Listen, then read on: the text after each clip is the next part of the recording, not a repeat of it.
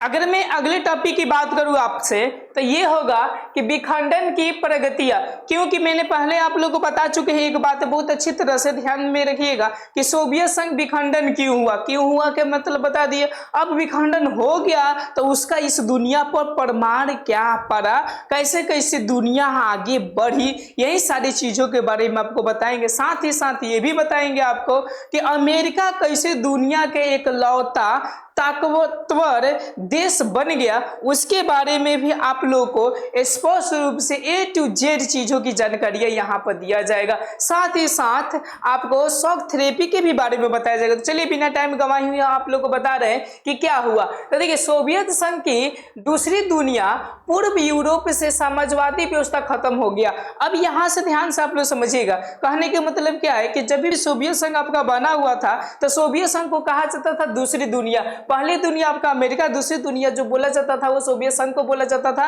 और सोवियत संघ जब विखंडन हुआ तो दूसरी दुनिया भी क्या हो गया, खत्म हो गया। साथ ही साथ यहाँ पे समाजवादी व्यवस्था चलता था। समाजवादी व्यवस्था में आप लोग को समझा सकूं, वैसी व्यवस्था जिसमें पूरे संपत्ति समाज का हो, यथार्थ कहने के मतलब कि सरकार का हो, सरकार जो चाहे उस पर मनमाजी कर सकता है। जैसे मैं बताता हूँ, सरकारी स्कूल, सरकारी हॉस्पिटल, ये जितना है ये समझिए कि समाजवादी व्यवस्था था।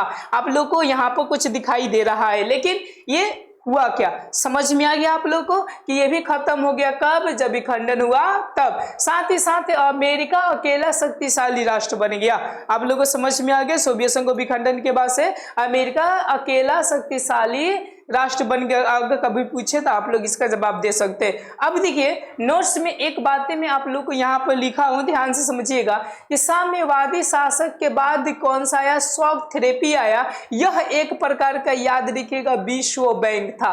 एक प्रकार का विश्व बैंक था। जो भी व्यक्ति, माने व्यक्ति नहीं, यानी जो भी देश याद रखिए गरीबी से जूझ रहे थे, ये इनसे क्या किया करते थे, कर्ज लेते थे।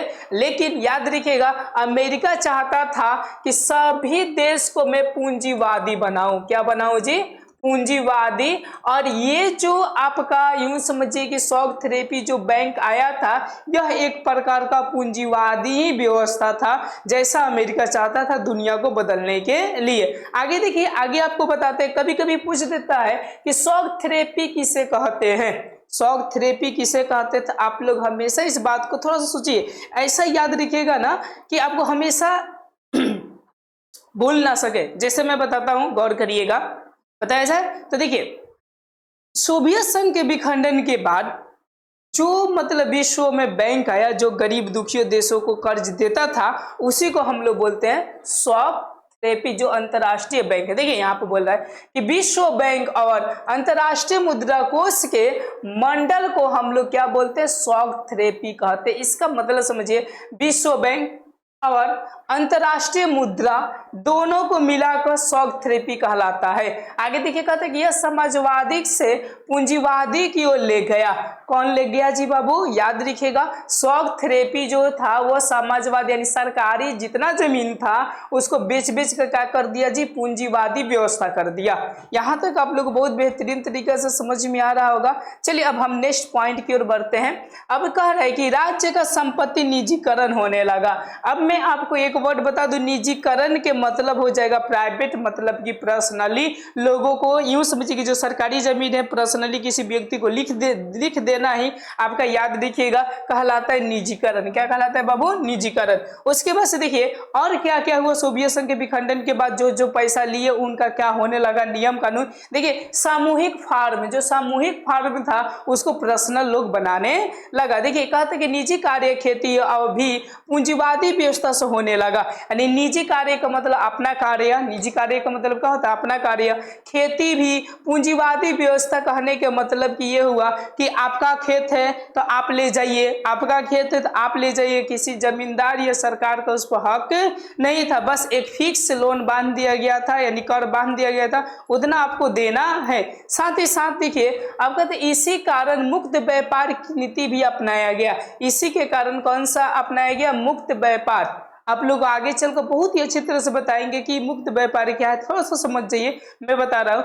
एक देश से, कौन से देश से, एक देश से दूसरे देश में कोई भी सामान को हम ले जाते हैं, जो बॉर्डर टैक्स होता है वो उसको कम कर देना यानी ना लेना ही, याद रखिएगा, मुक्त व्यापार कहलाता है। चलिए नेक्स्ट पॉइंट की ओर हम लोग बढ़ते हैं। नेक्स्ट पॉइंट आप लोगों को बताता है, ध्यान से समझिएगा। अब शॉक थेरेपी जब आया, माने विश्व बैंक का एक मॉडल आया, तो आखिर क्या क्या प्रभाव डाला, कैसे कैसे दुनिया को ग्रोथ किया, मैं आपको दिखा रहा हूँ। देखिए यहाँ पर आप लोगों को बहुत सारे दिखाई दे रहे होंगे दुनिया, ये सारे के सारे जो थे ना शॉक थेरेपी के प्रभाव में जी रहे थे। मतलब यहाँ से लोन लेकर सभी लोग, जैसा अमेरिका चाहता था पूंजीवादी बनना, वैसा ये सब लोग क्या कर रहे थे, कर रहे थे। तो देखिए यहाँ से कह रहा है कि 1990 में शॉक थेरेपी आया जो पूरे अर्थव्यवस्था को नहस तहस कर दिया। तो कौन से, किसके अर्थव्यवस्था को नहस तहस किया, ये बात आप लोग हमेशा याद रखिएगा। जितने भी देश सोवियत संघ में थे, किस में थे जी बाबू, सोवियत संघ में थे, उनको नहस तहस ये कर दिया। कौन, शॉक थेरेपी। जो पूंजीवादी थे उनको क्या कर दिया, माले माल कर दिया। जैसे अमेरिका हो गया, आपका समझ सकते हैं फ्रांस हो गया, ये सब माले माल हो गया उस समय। अब देखिए करेंगे रूस का 90% सरकारी उद्योग, कितने परसेंट जी, सरकारी उद्योग निजी हो गया। जितने भी सरकारी उद्योग थे जो सरकार चलाती थी, सबके सब निजीकरण हो गया, जो सरकार को बहुत बड़ी झटका लगा। साथ ही साथ देखिए इतिहास की सबसे बड़ी गरज सेल के नाम से जाना जाता है, गिराज सेल या गरज सेल के नाम से जाना जाता है। उस समय जितनी सरकारी संपत्ति थी धीरे धीरे क्या होने लगी, बेचाने लगी। जैसे मैं एक एग्जांपल बताता हूँ, हमारे मोदी जी प्रधानमंत्री थे कि कितने देर स्टेशन का प्राइवेटीकरण कर दिए। मतलब याद रखिएगा, समाजवादी व्यवस्था को उन्होंने पूंजीवादी व्यवस्था में कन्वर्ट कर दिए। अब पूंजीवादी व्यवस्था में कन्वर्ट करने से भी कुछ फायदे, बहुत सारे फायदे हैं कि वो ऑपरेशन चलाएंगे तो अच्छा से काम करेंगे, सुविधा भी अच्छा से देंगे। ऐसा आगे देखिए, आगे आपको बताते हैं। अब रूसी जो मुद्रा था रूबल, क्या था जी आपका, रूबल का मूल्य भी गिरने लगा। रूबल का भी मूल्य गिरने लगा, इसलिए गिरने लगा क्योंकि वो धीरे धीरे क्या होने लगा, कमजोर होने लगा। साथ ही साथ रूस के 1500 बैंक कितना जी बाबू, 1500 बैंक आपका अन्य वित्तीय दिवालिया हो गई। दिवालिया का अर्थ बता दे कि बेचा गई। और वो कैसे बेचा गई, तो ध्यान से सुनिएगा कि जैसे ही मूवी में देखते हैं कि गुट होता है, यहाँ से कोई कहता है कि 10 लाख, तो कोई कहता है कि 10 लाख 15,000, कोई 20 बोलता है, 15, 20, 10, 20 बोलता है।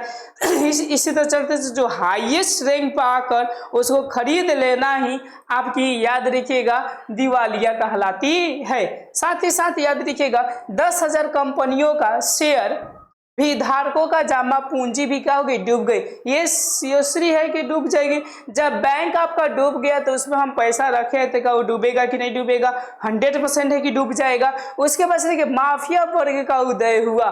याद रखिएगा सोवियत संघ के विखंडन के बाद ही सबसे ज्यादा जो माफिया वर्ग हुए, याद रखिएगा इसी काल में हुए। सन 2000 में सभी देश अपना अपना अर्थव्यवस्था सुधारने में लग गया। याद रखिएगा जितने भी दुनिया में देश हैं, जैसे कि आप लोगों को दिखाई दे रहा है, ये तो थोड़ा कम है, अब बाकी आप लोगों को दिखाई देंगे, जितना है वो अपने अपने अर्थव्यवस्था को सुधारने में लग गए। और याद रखिएगा रूस उस समय क्या हो गया था, मालेमाल हो गया था। क्यों, तो ध्यान समझिएगा, इसलिए हो गया था क्योंकि रूस के पास तेल तथा अन्य प्राकृतिक गैस मिल गया। तेल तथा अन्य प्राकृतिक गैस मिल गया और भारत को अपना क्या बना लिया, उपनिवेशवाद बना लिया। यानी अर्थात कहने के मतलब कि वो अपना बाजार बना लिया। अब बाजार बना के यहाँ पर सेल किया, सेल करने के बाद वो धीरे धीरे कहाँ होते गया था, अमीर होते चला गया। आप लोगों को समझ में आ रहा है यहाँ तक। चलिए मैं आगे बढ़ता हूँ। उसके बाद से देखिए सोवियत संघ तो हो गया आपका, उन लोग के बीच में की भी हो गया। अब देखिए आप लोग को बताएंगे संघर्ष और तनाव। अब इन लोग के बीच में क्या हुआ, संघर्ष और क्या हुआ, तनाव। जैसा कि आप लोग देख सकते हैं, ओके, ये है ठीक है। ये सब होता क्या है मैं आपको अभी बता रहा हूं, देखिए ध्यान से। देखिए कह रहे हैं कि पूर्व सोवियत संघ में गृह युद्ध शुरू हो गया। पूर्व सोवियत संघ में गृह युद्ध के मतलब मैं बताऊं कि एक देश के अंदर, जैसे कि मान लेते ये एक देश है, इस देश के अंदर युद्ध होना ही आपका गृह युद्ध कहलाता है, इस बात को हमेशा याद रखिएगा। यानी घर में झगड़ा होना गृह युद्ध, और घर से बाहर झगड़ा होना यानी यूं समझिए कि विश्व युद्ध के रूप में हम लोग जान सकते हैं। उसके बाद से देखिए बोल रहा है कि रूस के 2 गणराज्य चेनिया और दानिस्तान में हिंसक अलगवादी आंदोलन चला। अलगवादी आंदोलन, अब देखिए एक एक वर्ड के मैं मतलब बताता हूँ। हिंसक के मतलब मारकाट, हिंसक के मतलब क्या होता है, मारकाट। अलगवादी के मतलब ये होता है कि वो अपना अलग क्षेत्र मांगने लगे। जैसे मैं एग्जांपल बताता हूँ, मोहम्मद जीरा ने भारत से ये पाकिस्तान अलग मांगे, तो जो व्यक्ति अलग देश मांग रहा है उसको याद रखिएगा, हम लोग बोलते हैं अलगवादी, जो कि हमसे अलग होना चाहता है। चलिए आगे बढ़ते, जैसे कि आपको दिखाई दे रहा होगा कि यहाँ से ये रूस के सटले यहाँ पर, जैसे कि देख लीजिए ये लगभग यहाँ पर इधर, जैसे कि ये रूस हो गया, रूस के सटल देखिए ये भी इलाका है आपका, ठीक है ना, और इधर भी इलाका है, समझ सकते हैं। एगो यहाँ पर भी आपका इलाका है, समझ रहे हैं ना। यहाँ के इलाका जो था वो क्या कर रहा था, मुझे अलग करो, तो देखिए अलग भी किया गया। साथ ही साथ याद रखिएगा इसको निपटाने के लिए सैन्य शक्ति ने बम गिरा दिया। इसको निपटाने के लिए मतलब कि समझ सकते हैं कि मिटाने के लिए सैन्य जो शक्ति था वो क्या कर दिया, बम गिरा दिया। अब बम गिराने के बाद से समझिए कि और भी भयंकर युद्ध छिड़ गया। उसके बाद से करें कि मध्य एशिया, मध्य कौन सा जी, एशिया में तजिकिस्तान में 2001 में गृह युद्ध की चपेट में आ गया। ताजिकिस्तान कब आया था, 2001 में गृह युद्ध के चपेट में आ गया। अब देखिए कह रहे कि फौजिया में 2 प्रांत स्वतंत्र होना चाहते थे। जो फौजिया था इलाका, इधर देखिए ना आप लोग को दिखाई देगा फौजिया इलाका, रूस में 2 मैंने फौजिया के 2 इलाके थे, वो चाहते थे स्वतंत्र होना। यूक्रेन में युद्ध चलने लगा, वो स्वतंत्र होना चाहते थे। उसमें का एक कौन सा था आपका, यूक्रेन था। यूक्रेन चूंकि जानते हैं कि चाइना के सॉरी मतलब रूस के सटलई है, रूस के क्या है सटलई, उसमें भी गृह युद्ध चलने लगा। अब देखिए आगे बोल रहे हैं कि तेल की कंपनियां ने जो तेल की कंपनियां थी उन्होंने 1991 के बाद यूगोस्लाविया कई प्रांतों में क्या हो गए, टूट गए। किसके वजह से टूट गए, झगड़ा की वजह से टूट गए। और याद रखिएगा यूगोस्लाविया में अमेरिका हस्तक्षेप कर लिया, मतलब वहां पर जाकर अमेरिका ने क्या करने लगा, युद्ध करने लगा, इसलिए क्योंकि तेल की खदान उसको मिल जाए। धन्यवाद।